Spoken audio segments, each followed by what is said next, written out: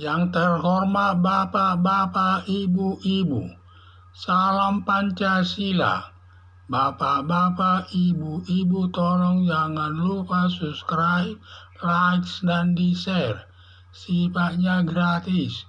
Pada hari Jumat tanggal 3 Mei tahun 2024, saya akan mengomentari KPK menyita kantor Nasdem dan rumah Sekjen DPR yang diperoleh dari uang korupsi sebesar 120 miliar. Komisi Pemberantasan Korupsi KPK telah menyita kantor Nasdem dan rumah dinas DPR sebesar 120 miliar yang diperoleh dari hasil uang korupsi. Ada dugaan uang hasil korupsi untuk membeli kantor Nasdem dan rumah sekda DPR dari hasil uang korupsi yang dilakukan Johnny Gerard Plate sebesar 8 triliun atas proyek komunikasi 4G dari uang 8 triliun rupiah tersebut dibagi-bagi penggunaannya diduga termasuk mengadakan kantor Partai Nasdem dan rumah dinas sekda DPR. Demikian juga dibagi untuk DPR sebesar 70 miliar ditambah yang lainnya. Sampai Suryo Paloh selaku Ketua Umum Partai Nasdem pernah menyatakan kalau ada kader Partai Nasdem melakukan perbuatan korupsi, siap Partai Nasdem dibubarkan saja. Ternyata pernyataan Suryo Paloh tidak benar. Sudah Johnny Gerard Plate selaku Sekjen Partai Nasdem melakukan korupsi sebesar 8 triliun, ternyata Partai Nasdem tidak dibubarkan hingga saat ini. Kelihatannya Partai Nasdem terkenal suka melakukan perbuatan korupsi untuk kepentingan Partai Nasdem sendiri dalam bentuk pembelian tanah dan biaya pembangunan untuk kantornya sendiri tanpa pernah memperhatikan kepentingan rakyat kecil yang banyak tinggal di kolong jembatan atau di lingkungan masyarakat miskin, hanya makan 3 kali dalam satu hari mengalami kesulitan.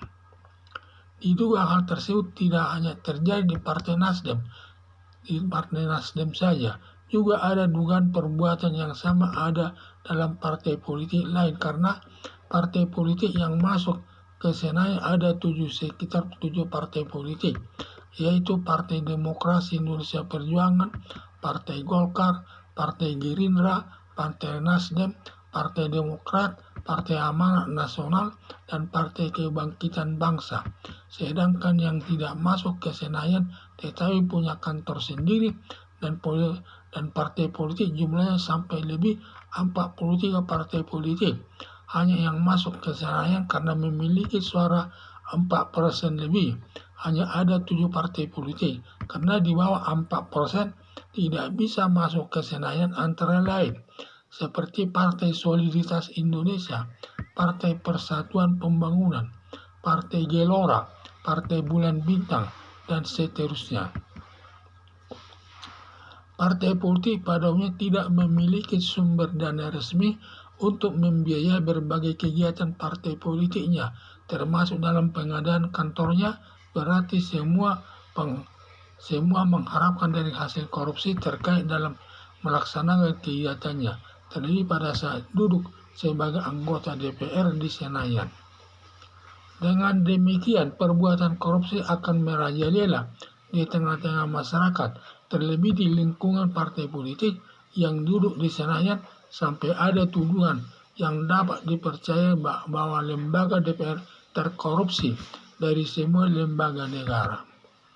Maka DPR sejak 4 tahun yang lalu sudah diminta Presiden Joko Widodo untuk membuat undang-undang perampasan aset untuk mempermudah penyidik menyita kekayaan tersangka. Hingga saat ini DPR belum membuat undang-undangnya karena ada dugaan semua anggota DPR ikut tersangkut di dalamnya. Akibatnya pemerintah, terlebih aparat penegak hukum, baik polisi, kejaksaan maupun Komisi Pemberantasan Korupsi, mengalami kesulitan dalam memberantas korupsi yang terjadi di tengah-tengah masyarakat. Karena bila ada undang-undang perampasan aset, mempermudah aparat penegak hukum melaksanakan tugasnya. Hanya ada bukti melakukan korupsi langsung dapat disita atau merampas harta kekayaannya, langsung dimasukkan ke kas negara yang membutuhkan. Waktunya paling lama 2 minggu, sehingga uang korupsi sebagai barang buktinya nilainya belum turun.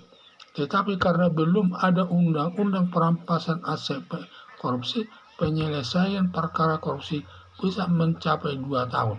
Baru putus setelah hakim menjatuhkan putusannya yang sudah mempunyai kekuatan hukum yang pasti. Baru harta kekayaannya sebagai barang bukti dapat dirampas untuk diserahkan ke kas negara. Dan nilai uang korupsinya sudah berkurang nilainya karena harga barang sudah naik harganya. Harapan saya mengingat baik partai politik yang duduk sebagai anggota DPR, sebagai wakil rakyat yang melaksanakan tugasnya untuk kepentingan rakyat seperti aparat sipil negara dan para pejabat negara bekerja untuk kepentingan rakyat.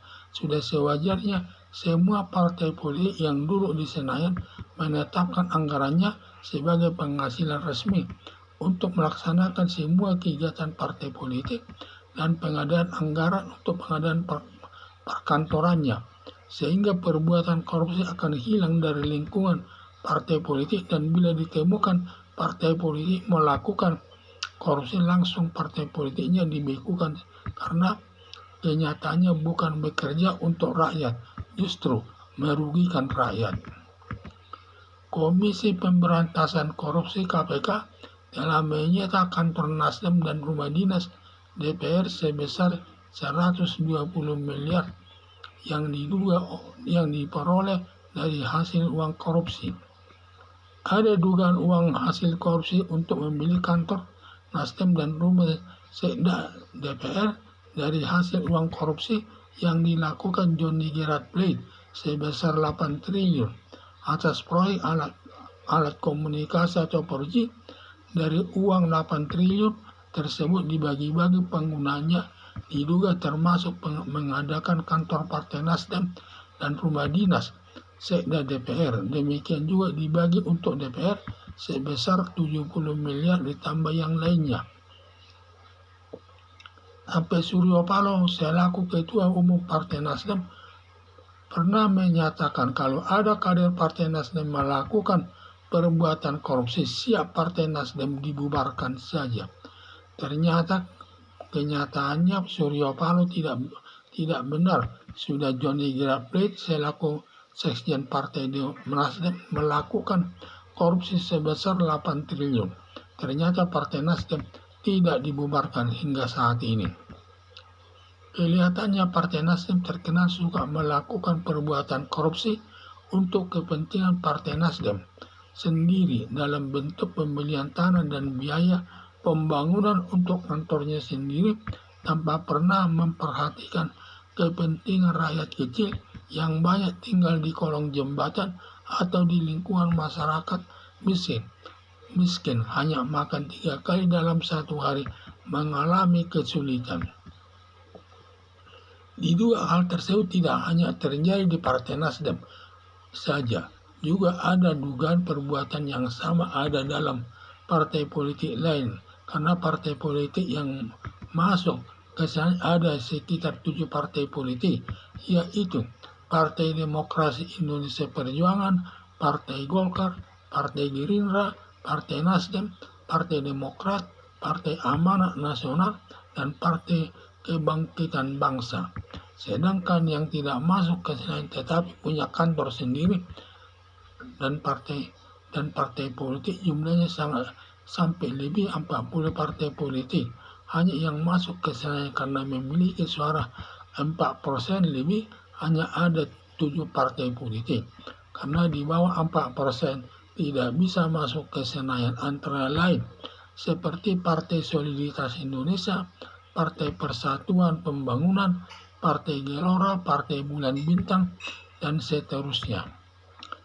Partai politik pada umumnya tidak memiliki sumber dana resmi untuk membiayai berbagai kegiatan partai politiknya termasuk dalam pengadaan kantornya, berarti semua mengharapkan dari hasil korupsi terkait dalam melaksanakan kegiatannya, terlebih pada saat duduk sebagai anggota DPR di Senayan. Dengan demikian, perbuatan korupsi akan merajalela di tengah-tengah masyarakat, terlebih di lingkungan partai politik yang duduk di sana, sampai ada tuduhan yang dapat dipercaya bahwa lembaga DPR terkorupsi dari semua lembaga negara. Maka DPR sejak 4 tahun yang lalu sudah diminta Presiden Joko Widodo untuk membuat undang-undang perampasan aset untuk mempermudah penyidik menyita kekayaan si tersangka.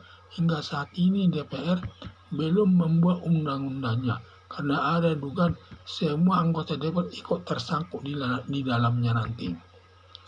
Akibatnya pemerintah, terlebih aparat penegak hukum, baik polisi, kejaksaan maupun Komisi Pemberantasan Korupsi, mengalami kesulitan dalam memberantas korupsi yang terjadi di tengah-tengah masyarakat.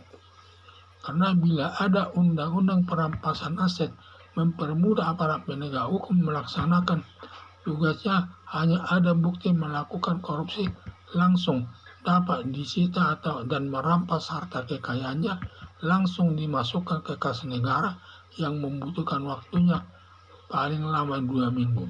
Sehingga uang korupsi sebagai barang bukti nilainya belum turun. Tetapi karena belum ada undang-undang perampasan aset menyelesaikan masalah korupsi,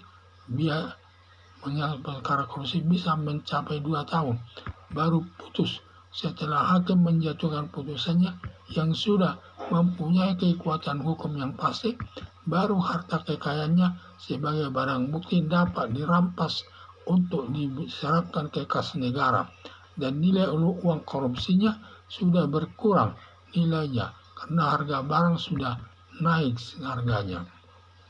Harapan saya, mengingat baik partai politik yang duduk sebagai anggota DPR sebagai wakil rakyat yang melaksanakan tugasnya untuk kepentingan rakyat, seperti aparat sipil negara dan para pejabat negara bekerja untuk kepentingan rakyat, sudah sewajarnya semua partai politik yang duduk di Senayan menetapkan anggarannya sebagai penghasilan resmi untuk melaksanakan semua kegiatan partai politik dan pengadaan anggaran dan pengadaan perkantorannya, sehingga perbuatan korupsi akan hilang dari lingkungan partai politik. Dan bila ditemukan partai politik melakukan korupsi, langsung partai politiknya dibekukan, karena kenyataannya bukan bekerja untuk rakyat, justru merugikan rakyat. Sekian dan terima kasih.